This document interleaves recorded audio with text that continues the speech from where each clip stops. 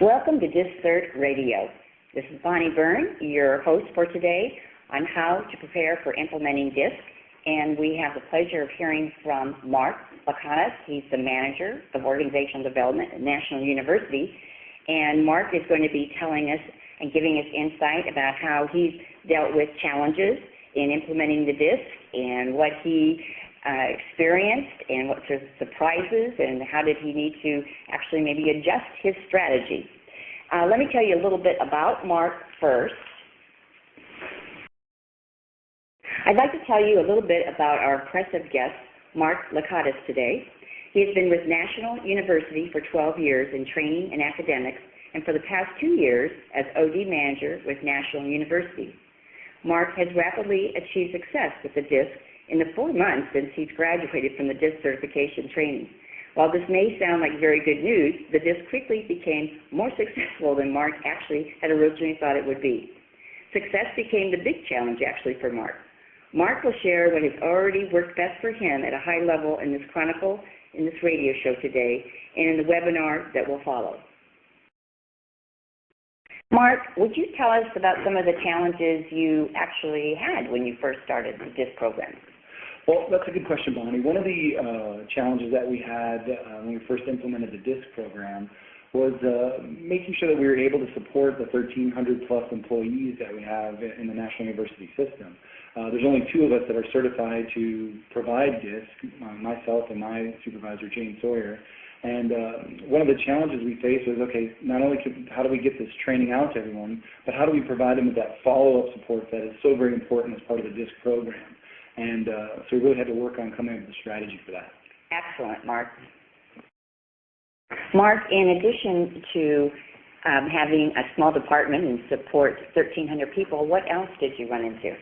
Well, one of the other big challenges is that National University is a decentralized organization. So we have 28 campuses across the state of California, 1 in Nevada, and we had to be able to, between the 2 of us, be able to support DISC training at some of the other regions in the state. We have campuses all the way from Chula Vista up to Redding, California. So we had to be able to prepare budget allocations, work with managers, making sure they could support it, for us to be able to come out to their locations, trying to incorporate DISC training into existing training programs where people were already traveling, and trying to build that in with those programs, such as our supervisor development program that we just recently had, where we incorporated DISC into that for our supervisors that came down for the development program. That's excellent, Mark, and actually I'd like to come back to that a little bit later, hearing how you did incorporate that into the supervisory program. That's great. Mark, one of the most common questions I get asked by DISC trainers is how, when they're going to go implement the program, how do you get the buy-in from senior management? That's a great question. That's also, like you said, a very common challenge that many OD people and trainers have to kind of overcome. And I was very lucky here at National University. My supervisor, our director of HR, Jane Sawyer, and our AVP of HR, Dr. David Blake, were huge advocates of the program, and they really pushed this with our executive leadership, and were able to get their buy-in.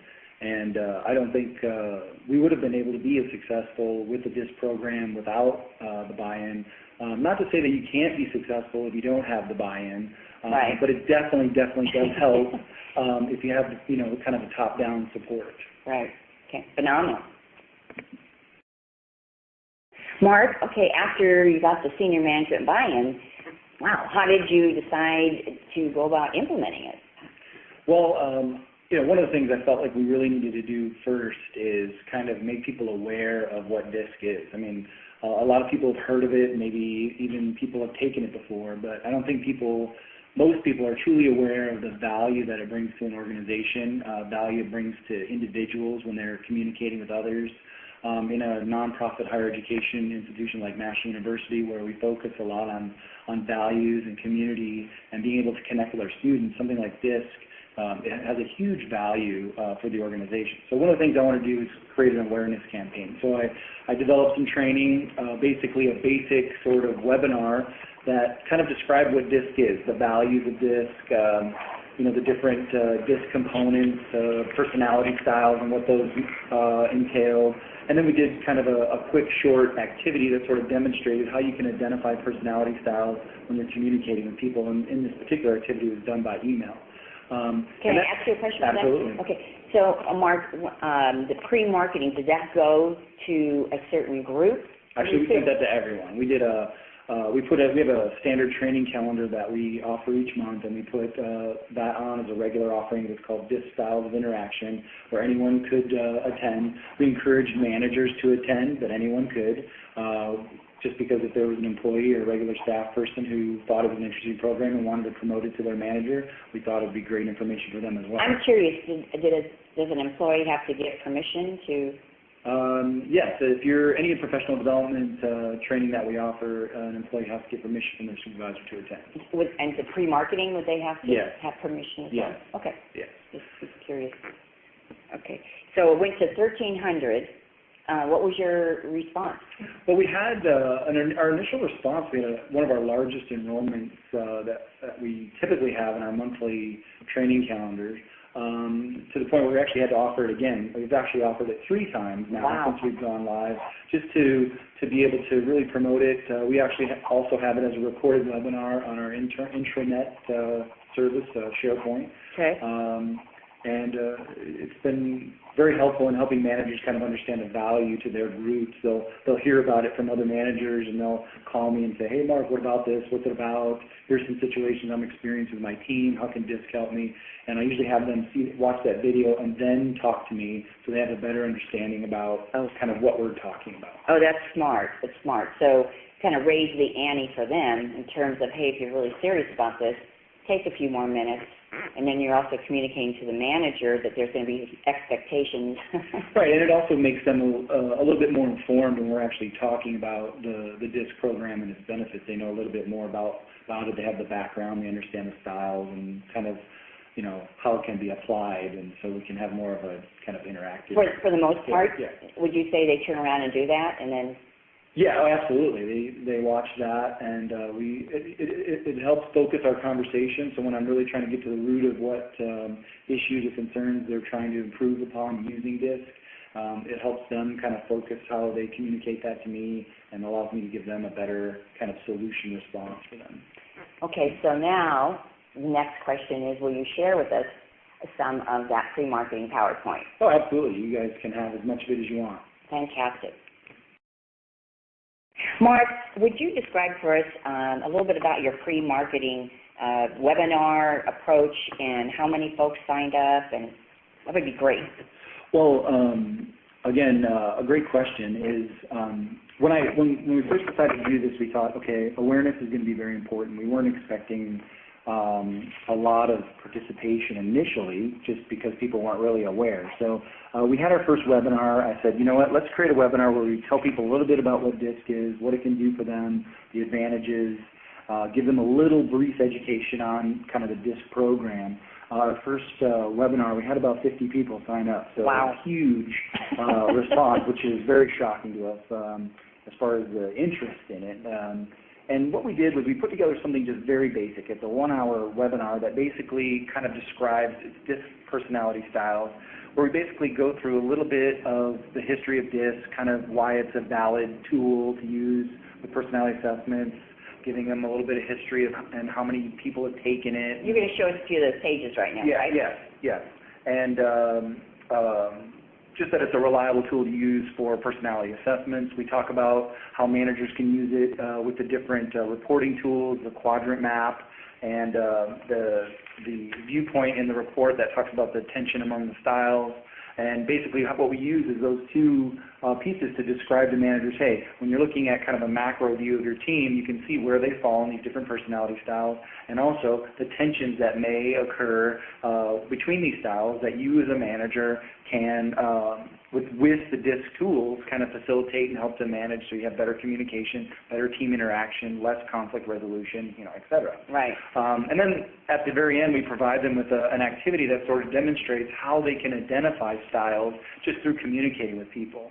And as an academic institution, we focus a lot on student service. So one of the ways that we use this was to say, hey, this can help you with your interactions with our students, help you to identify their styles and be able to communicate effectively in their language, provide them with better student service. So we did a kind of an email activity where we asked them to look at different emails and identify what style they were. And it was very successful, and people were able to guess the styles correctly based on what the webinar provided them. The feedback we got on the webinar was outstanding. They really loved the information, and that is really what led to a lot of our early on DISC programs that we started to offer. Okay, great. And how did you end that pre-marketing PowerPoint piece? I think you had a great call to action at the end. At the very end, I just said, hey, do you want DISC for your team? Basically, if you want to get in touch with professional development, and what we started doing is individual consultations with managers and asking them, say, hey, what do you hope to get out of this with DISC? What are the challenges you're trying to overcome, for example, and really try to help focus and make sure that DISC is, one, right for them. We do here at National University like to train for impact, not just train to train. So we want to make sure that we're, connecting DISC to what exactly they need to improve upon in their groups, and we do that through the individual consultation. Okay, that's great. So Mark, now you did the great pre-marketing DISC webinar. What happened? What were the results? Well, we got a huge kind of interest in the program. So, one of the things that we found is a challenge, right out the gate was doing those one-on-ones. So we had people, some departments had 8 people, some people had 15 or 20, and sometimes we were managing, 2 or 3 different DISC programs at the same time. So one of the big challenges that came up right away is how do I do these one-on-ones to prepare these people for the DISC training? And what we came to, Jane and I, was that it just wasn't possible. We just aren't able to do the one-on-ones. So we had to really, and still be able to manage it effectively and be able to do all the other things we have to do right. within our job function. So what we decided to do is just to kind of build that into the training program, make them aware, create the awareness and education while we're in the program, and we use the video and we do some other things. In fact, we're going to get to that in a little bit. And we're going to talk more about that later, but we've kind of built that into the whole program so that we could better manage that with the groups. Okay, so you revised it, so it's like, wait a minute, reality is we're not going to be able to do the one-on-ones, so how can we still do an effective job and still keep our sanity? And I think that would be a common challenge for many organizations, especially if you do something like this organization-wide. Right. You're not going to be able to do the one-on-one. Right. If you're kind of a one-man show, or even if you have 2 or 3 people, right. It's going to be difficult for you to manage that. Now, in fact, let's go ahead and move on to Mark. I know you used some specific learning activities in your DISC trainings. How about walking us through some of them and how you did it and what were the results? Yeah, no, absolutely. One of the first ones that we use is divide and conquer, and I think it's an important activity to help create that kind of individual awareness of their own style. I think when you do DISC training, before you can teach the other 3 languages, I think you have to make participants understand their own first, so that they can better understand how their own connects and interacts and relates to the others. Divide and conquer helps to do that by seeing how their natural style and their work style kind of connect and intertwine, and how much stretching and flexing they're doing when they're in work and when they're communicating with others, and sort of kind of help them understand how they fit into their how their personality style fits into their work culture. This is the exercise where you're actually getting them to stand up, physically get involved, kind of experience the actual model itself. Absolutely. Okay, great, thanks. Mark, what did you do to help increase the receptivity and retention for folks, and how did you tie that into one of the learning activities? Well, Parent Share is a great activity that helps with that. It's one of the activities that I encourage DISC facilitators to use as kind of a pre-work to the program, the kind of homework that they need to have done before. You have them complete page 12 in the assessment. And have them actually in the assessment report, and have them spend some time really thinking about that and reflecting on their own style. And This is an activity, too, that you really have to kind of practice, and you have to be careful with, because it's a sensitive activity where people are really kind of starting to open up with each other and really sharing kind of their motivations, their weaknesses. Are they sharing this with the whole group, or are they sharing this? It depends on